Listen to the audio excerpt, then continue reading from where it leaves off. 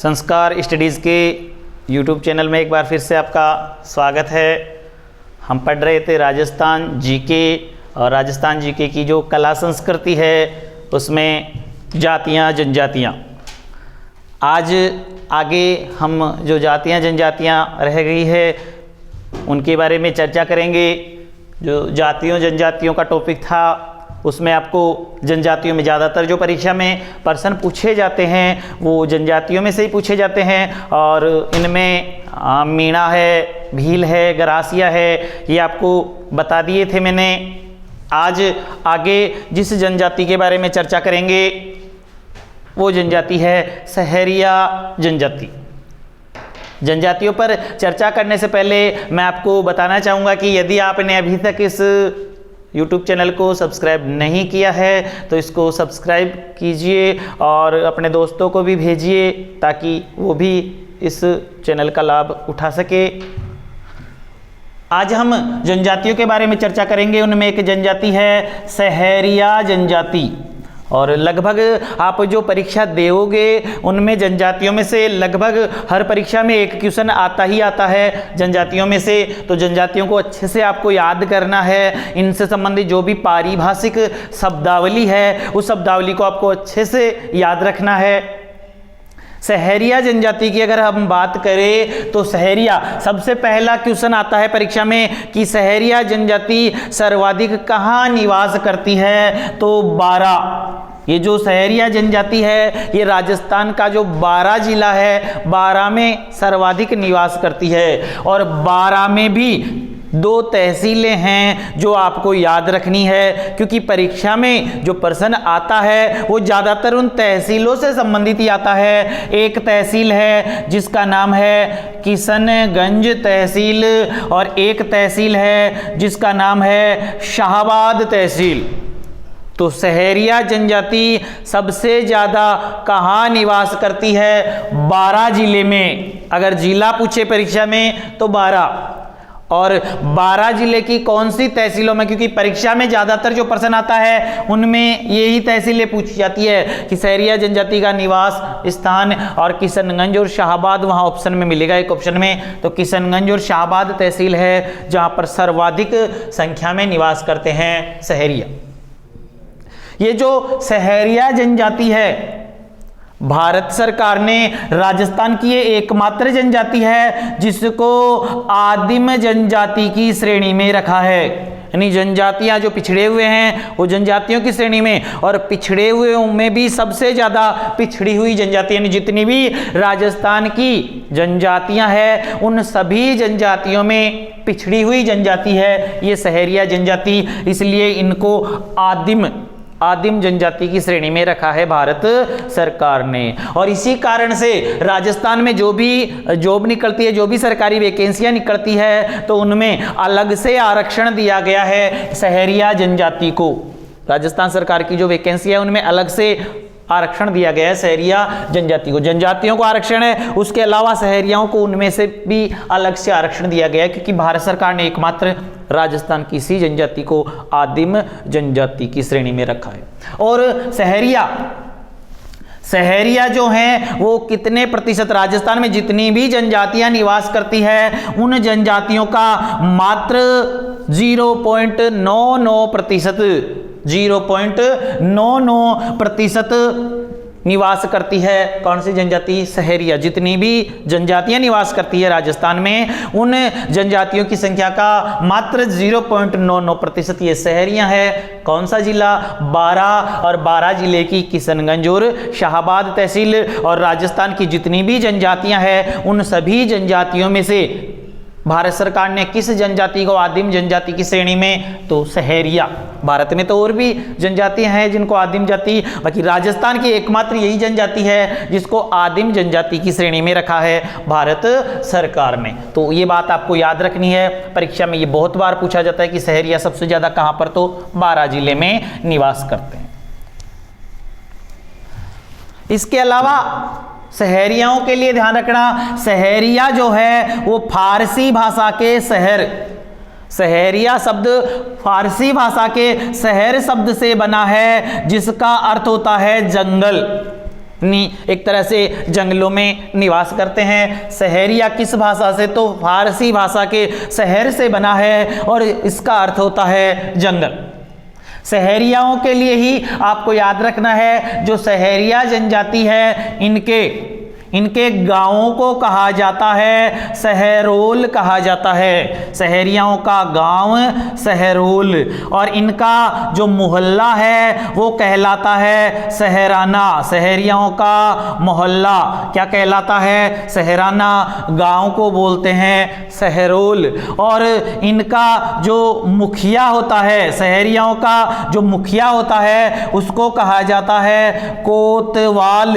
ये बात याद रखना, पूछी गई है परीक्षा में, बहुत बार ये पूछा गया है। सहरिया जनजाति का मुखिया क्या कहलाता है, कोतवाल। या फिर परीक्षा में पूछा जाएगा कि कोतवाल कौन सी जनजाति का मुखिया होता है, तो सहरिया जनजाति के मुखिया को कहा जाता है कोतवाल। ये बात आपको याद रखनी है।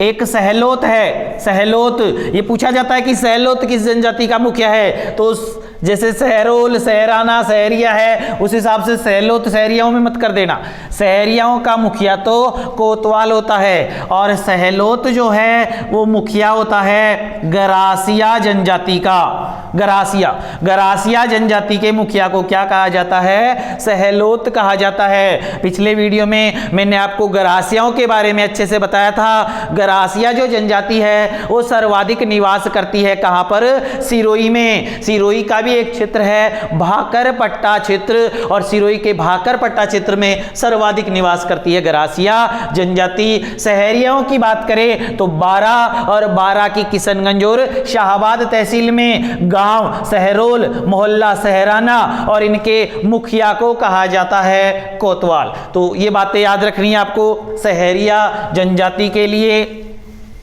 इसके अलावा परीक्षा में और भी प्रश्न सहरियाओं से संबंधित पूछे जाते हैं। सहरियाओं के लिए आपको याद रखना है कि इनके आदि गुरु जो माने जाते हैं वो वाल्मीकि। सहरियाओं के आदि गुरु कौन हैं, तो वाल्मीकि इनके आदि गुरु हैं। और वाल्मीकि जी का जो मंदिर बना हुआ है वो बना हुआ है सीताबाड़ी। बारां जिले में है ये, बारां जिले में केलवाड़ा जो है, केलवाड़ा के पास में एक स्थान है सीताबाड़ी, और यहाँ सीताबाड़ी नामक स्थान पर वाल्मीकि जी का मंदिर और वाल्मीकि जी का आश्रम बना हुआ है। वाल्मीकि मंदिर और वाल्मीकि आश्रम, सीताबाड़ी, बारां। और सहरियाओं के आदि गुरु भी कौन है, वाल्मीकि। सहरियाओं के इष्ट देवता की अगर बात करें तो तेजाजी इनके इष्ट देवता हैं सहरियाओं के। और तेजाजी का थान प्रत्येक सहराने के बाहर, प्रत्येक सहराना, सहरियाओं का जो मोहल्ला होता है उस प्रत्येक सहराने में एक थान जरूर मिल जाएगा आपको। किसका थान, तेजाजी का थान, क्योंकि तेजाजी इष्ट देवता है सहरिया जनजाति के। कौन सी जनजाति है जिसके इष्ट देवता तेजाजी हैं, तो सहरिया जनजाति के इष्ट देवता तेजाजी हैं, और तेजाजी का थान मिल जाएगा। ये तेजाजी की अगर बात करें लोक देवताओं में, मैंने बता दिया था आपको अच्छे से तेजाजी के लिए। जो तेजाजी हैं इनका जन्म खड़नाल नागौर में इनका जन्म हुआ था। सेंदरिया अजमेर में सांप ने डसा था, और सुरसुरा अजमेर में मौत हुई थी तेजाजी की मृत्यु। तेजाजी की पत्नी का नाम पेमल दे था, और पेमल की सखी लाछा गुजरी की गायें मेर सिरोही के मीणाओं से छुड़ाते हुए मृत्यु हुई थी तेजाजी की मृत्यु। तो तेजाजी के लिए पत्नी पेमल दे पूछा जाता है परीक्षा में। इनकी घोड़ी का नाम था लिल्लण या श्रृंगारी, और तेजाजी इष्ट देवता सहरिया। जो सहरिया जनजाति है इनकी कुल देवी इष्ट देवी मानी जाती है कोडिया जी कुल देवी इष्ट देवी है। तेजाजी इष्ट देवता हैं, आदि गुरु इनके वाल्मीकि है। ये बात आपको याद रखनी है। और वाल्मीकि मंदिर और वाल्मीकि आश्रम है सीताबाड़ी, केलवाड़ा, बारां। केलवाड़ा से याद रखना, एक केलवाड़ा स्थान उदयपुर में भी है, केलवाड़ा उदयपुर, और एक केलवाड़ा बारां में भी। इस सीताबाड़ी के लिए ही याद रखना, सीताबाड़ी में एक मेला भरता है। और कब भरता है वो? तो वो भरता है ज्येष्ठ अमावस्या। ज्येष्ठ अमावस्या को सीताबाड़ी नामक स्थान पर 12 में मेला भरता है, जिसको बोलते हैं सहरिया जनजाति का कुंभ। सहरिया जनजाति का कुंभ किसे कहा जाता है? तो सीताबाड़ी मेले को ही कहा जाता है सहरिया जनजाति का कुंभ। एक तो आदिवासियों का कुंभ, आदिवासियों के कुंभ की बात करें तो आदिवासियों का जो कुंभ है वो तो भरता है बेणेश्वर डूंगरपुर। बेणेश्वर धाम है नवाटापरा गांव डूंगरपुर में, जहां माघ पूर्णिमा को मेला भरता है और उस मेले को कहते हैं आदिवासियों का कुंभ। बेणेश्वर मेला आदिवासियों का कुंभ और सीताबाड़ी मेला सहरियाओं का कुंभ। बेणेश्वर मेला भरता है माघ पूर्णिमा और सीताबाड़ी मेला भरता है ज्येष्ठ अमावस्या।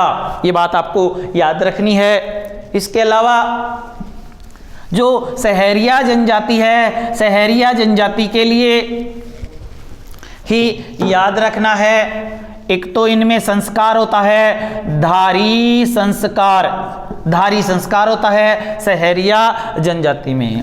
एक सहरियाओं से संबंधित योजना है माँ बाड़ी योजना।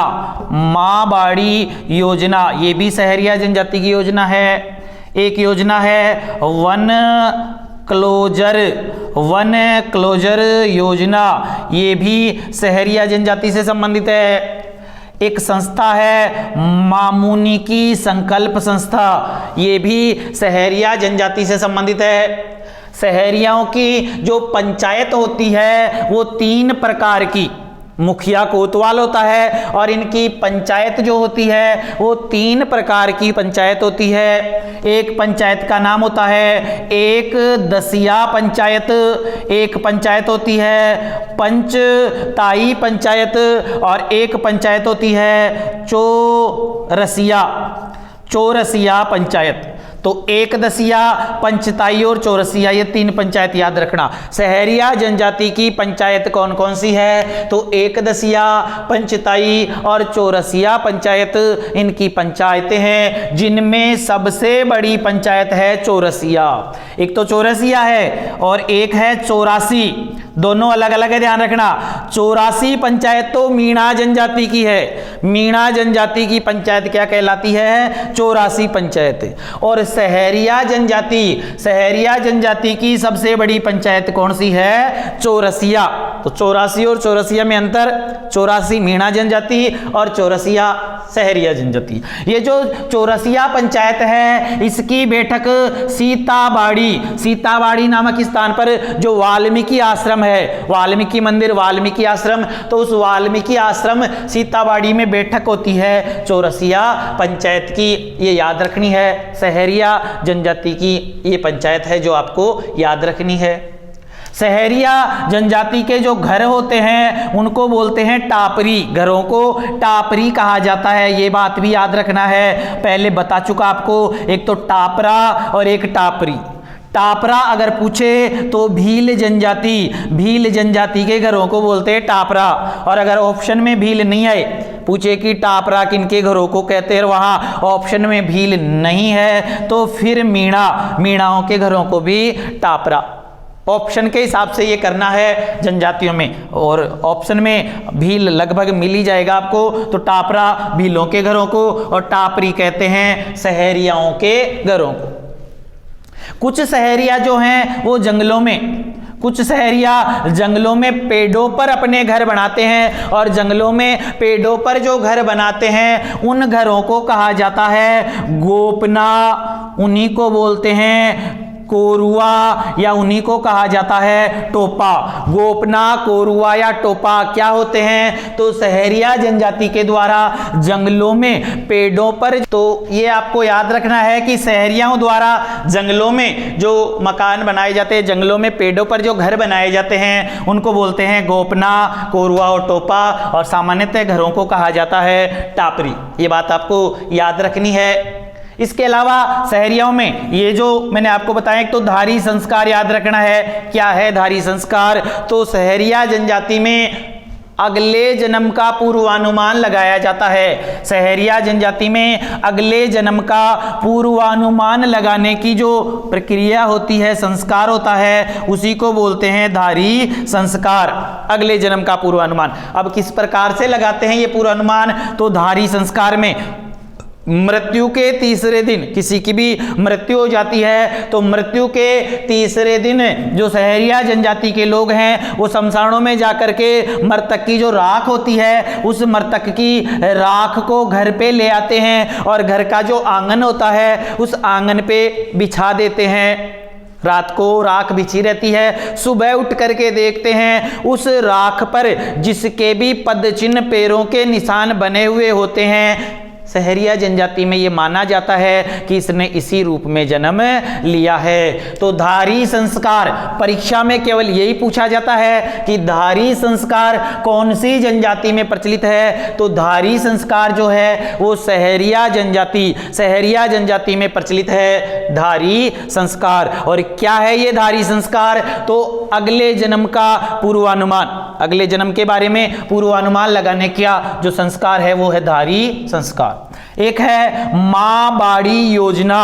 मां बाड़ी योजना पूछा जाता है कि कौन सी जनजाति से? तो सहरिया जनजाति से संबंधित है मां बाड़ी योजना। सहरिया जनजाति को शिक्षित करने की योजना, सहरिया जनजाति को शिक्षित करने की योजना है जिसका नाम है मां बाड़ी योजना। और सहरिया जनजाति से वन क्लोजर योजना, ये भी सहरिया जनजाति से संबंधित है। सहरिया जनजाति में वन और पर्यावरण के प्रति जागरूकता लाने के लिए, वनों के बचाव के लिए सहरियाओं से संबंधित योजना ही है वन क्लोजर योजना। वनों से संरक्षण की ये जो वन क्लोजर योजना है ये वनों के संरक्षण की योजना है। और मामुनी एक गांव है बारां में, और मामुनी गांव में मामुनी की जो संकल्प संस्था है, मामुनी की संकल्प संस्था सहरियाओं के निवास का कार्य करती है, सहरिया जनजाति के निवास का काम करती है मामुनी की संकल्प संस्था। तो ये बातें आपको याद रखनी है। धारी संस्कार सहरिया जनजाति, मां बाड़ी योजना सहरिया जनजाति, वन क्लोजर योजना सहरिया जनजाति। और सहरियाओं के निवास का काम कौन सी संस्था करती है? तो मामुनी की संकल्प संस्था इनके निवास का काम करती है। इसके अलावा सहरियाओं से संबंधित ही आपको याद रखना है, एक तो है कुशीला और इसी को बोलते हैं भडेरी। कुशीला या भडेरी क्या है? तो सहरिया जनजाति में अनाज रखने की कोठी, सहरिया जनजाति में अनाज रखने की जो कोठी होती है उसी को बोलते हैं कुशीला या भडेरी, अनाज रखने की कोठी को बोलते हैं। इसके अलावा गोना या मुकलावा जो संस्कार है वो इनमें भी प्रचलित है। गोना या मुकलावा संस्कार सहरिया जनजाति में। क्या होता है गोना या मुकलावा? बता चुका आपको पहले। वधू के वयस्क होने पर पहली बार ससुराल भेजा जाता है, वधू के वयस्क होने पर उसको पहली बार ससुराल भेजना क्या कहलाता है? गोना या मुकलावा कहलाता है। बाकी और भी जो आदिवासियों के संस्कार हैं वो इनसे संबंधित भी हैं, जैसे छेड़ा फाड़ना संस्कार है, मोताना है, दापा है, झगड़ा राशि है। तो सारे आदिवासियों से संबंधित संस्कार माने जाते हैं जो आपको याद रखने हैं। तो कुशीला या भडेरी क्या होती है? तो अनाज रखने की कोठी को बोलते हैं कुशीला या भडेरी। जो सहरिया जनजाति है, सहरिया जनजाति का कुछ पहनावा भी होता है जो आपको याद रखना है। वस्त्रों में हालांकि पहले मैं बता चुका हूं आपको पहनावा। तो एक तो याद रखना पंछा, एक याद रखना है रेजा, एक याद रखना है खपटा और एक याद रखना है सलूका। ये सहरिया जनजाति से संबंधित परिधान, सहरियाओं के परिधान माने जाते हैं। इसके अलावा इनके नृत्य आपको पहले बता चुका हूं मैं, शिकारी नृत्य, इंद्र परी नृत्य, झेला नृत्य, सांग नृत्य और बिछिया नृत्य। शिकारी, इंद्रपरी, झेला, बिछिया, सांग ये सारे के सारे नृत्य हैं। और ये नृत्य कौन सी जनजाति के हैं? सहरिया जनजाति। सहरिया जनजाति में पुरुषों के द्वारा शिकारी नृत्य और महिलाओं द्वारा बिछिया नृत्य। बिछिया पूछा गया किनके द्वारा? तो महिलाओं के द्वारा शिकारी किया जाता है, पुरुषों के द्वारा ये सारे के सारे याद रखने, क्योंकि परीक्षा में जो पूछा जाएगा तो इनमें से नृत्य दे करके पूछ सकते हैं कि शिकारी नृत्य कौन सी जाति का है, या निम्न में से सहरिया जनजाति का नृत्य है या सहरिया जनजाति का नृत्य नहीं है। तो इनके नाम आपको याद रखने, एक तो शिकारी है और एक है शिकार। अगर केवल शिकार है, शिकार नृत्य वो तो है भील जाति का, और शिकारी नृत्य है सहरिया जनजाति का। और ये है इनका परिधान। तो पंछा क्या होता है? सहरिया पुरुषों की धोती, सहरिया पुरुषों की जो धोती होती है उसको बोलते हैं पंछा। रेजा क्या है? तो सहरिया महिलाओं का विशेष परिधान, सहरिया महिलाओं का विशेष परिधान क्या कहलाता है? रेजा कहलाता है। खपटा, खपटा क्या होता है? तो सहरिया पुरुषों का साफा, साफा कहलाता है खपटा। और सलूका सहरिया पुरुषों की अंगरखी, सहरिया पुरुषों की अंगरखी को कहा जाता है सलूका। ये आपको याद रखने हैं सारे। सहरिया पुरुषों की धोती को पंछा, महिलाओं का विशेष परिधान रेजा। खपटा क्या होता है? तो साफा, साफा जो होता है उसको खपटा बोलते हैं। सलूका इनकी अंगरखी को। तो ये परिधान है, क्योंकि परिधान से संबंधित परीक्षा में पूछा जाता है। और अंगरखी के लिए जो वस्त्र बताए थे मैंने, वेशभूषा जो बताई थी उसमें आपको बताया था अंगरखी के लिए, अंगरखी के लिए प्रश्न पूछा जाता है कि अंगरखी को और किस नाम से जाना जाता है? तो याद रखना इसके लिए बुगतरी, अंगरखी को ही क्या कहा जाता है? बुगतरी भी कहा जाता है, बुगतरी। और अंगरखी का संशोधित रूप क्या कहलाता है? तो अचकन कहलाता है। ये दो प्रश्न भी परीक्षा में बहुत बार पूछे जा चुके हैं। हालांकि अंगरखी को और भी बहुत सारे नामों से जानते, अंगरखी को बुगतरी भी कहते हैं। इसके अलावा बगलबंद है, कानो है, डगला है, मिर्जाई है, गदर है, गाबा है, बहुत सारे नामों से जाना जाता है अंगरखी को। लेकिन परीक्षा में जो पूछा जाता है प्रश्न बार बार, वो एक ही प्रश्न पूछा जाता है अंगरखी को और किस नाम से, और वहां आपको ऑप्शन मिलेगा बुगतरी। तो अंगरखी को बुगतरी के नाम से। और पूछा जाता है अंगरखी का संशोधित रूप क्या कहलाता है? तो अंगरखी का संशोधित रूप कहलाता है अचकन। तो ये सारी की सारी जो बातें हैं वो आपको याद रखनी है सहरिया जनजाति के लिए। सहरिया जनजाति राजस्थान की एकमात्र आदिम जनजाति, सहरिया जनजाति सबसे ज्यादा कहाँ निवास करते हैं? तो 12 जिले में सर्वाधिक निवास करती है ये सहरिया जनजाति। ये आपको याद रखना है। इसके अलावा अन्य जो जनजातियां हैं उनमें एक जनजाति है डामोर, डामोर जनजाति। और डामोर जनजाति के लिए याद रखना सीमलवाड़ा, सीमलवाड़ा पंचायत समिति है डूंगरपुर जिले में। डामोर सीधा सीधा क्वेश्चन बनता है, राजस्थान में सर्वाधिक डामोर कहाँ निवास करते हैं? तो सर्वाधिक डामोर सीमलवाड़ा डूंगरपुर, डूंगरपुर की सीमलवाड़ा पंचायत समिति में निवास करते हैं सर्वाधिक डामोर। जबकि ये जो डामोर हैं ये मूल रूप से गुजरात की जनजाति है। लेकिन राजस्थान में कहां पर? तो सीमलवाड़ा पंचायत समिति डूंगरपुर।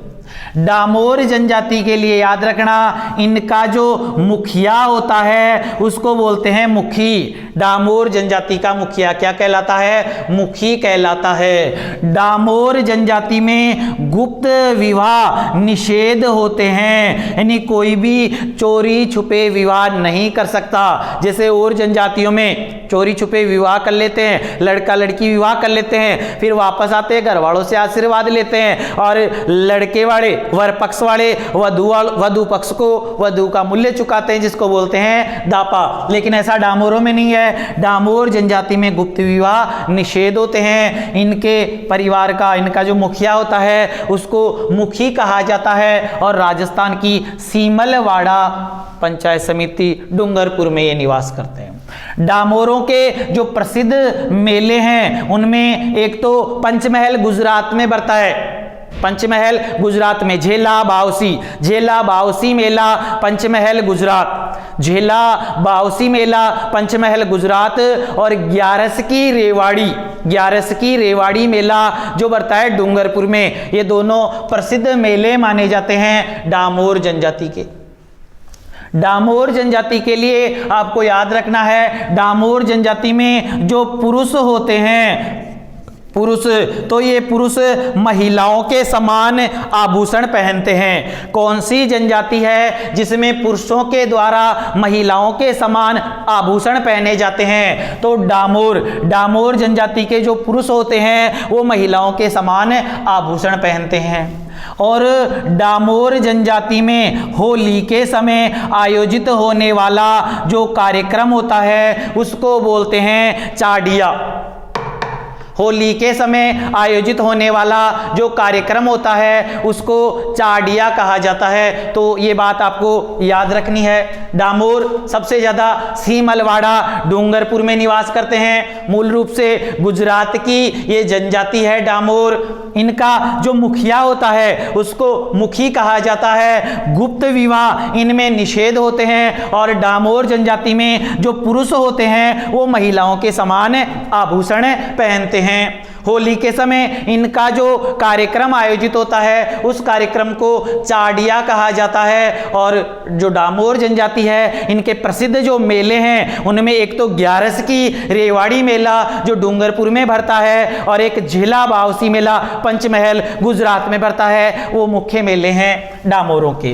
पंचमहल, पंचमहल से मैं आपको बता दूं, पंचमहल जो जिला है वो गुजरात में है और 2013 के बाद में इस पंचमहल, पहले ये पंचमहल जिला राजस्थान के साथ में सीमा बनाता था लेकिन अब नहीं बनाता क्योंकि पंचमहल जिले से 2 जिले बना दिए गए हैं। एक तो माही सागर जिला और एक अरावली जिला। तो वर्तमान में अरावली और माही सागर जो हैं राजस्थान से सीमा बनाते हैं। तो ये 2 जनजातियां आपको मैंने आज बताई है, एक सहरिया जनजाति और एक डामोर जनजाति, जिनको आपको अच्छे से याद करना है। धन्यवाद।